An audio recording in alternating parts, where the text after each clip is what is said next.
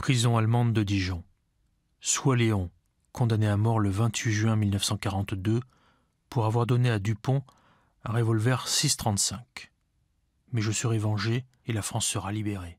J'ai été condamné. Ce sont les derniers mots d'un jeune homme de 25 ans, un résistant fusillé le 1er août 1942 à Dijon. Son gobelet de prisonnier, sur lequel il les a gravés, a été découvert presque par hasard.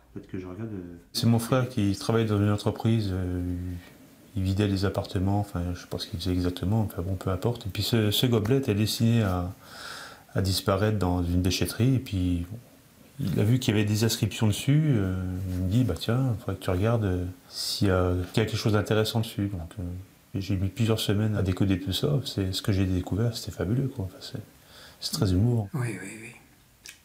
Oui, quand on voit ces inscriptions sur ce gobelet, on ne peut pas manquer d'être ému. Né le 15 novembre 1917, Léon Soie était Indo-chinois de mère vietnamienne.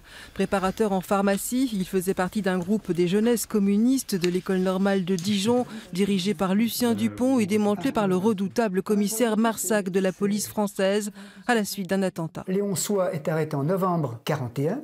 L'attentat du Soldatenheim a lieu en janvier 1942. Et les arrestations suivent immédiatement dans les jours qui viennent, ce qui n'empêche pas qu'il a été immédiatement impliqué dans l'attentat.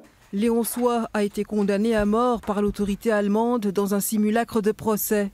À Talent, où il vivait, une allée porte son nom. Léon Soie a été reconnu mort pour la France le 3 novembre 1947. Il est fantastique que ce gobelet ait été retrouvé. Ça, c'est un signe du destin qui fait que ça montre qu'il ne faut pas oublier Léon Soie et tous les autres, bien entendu.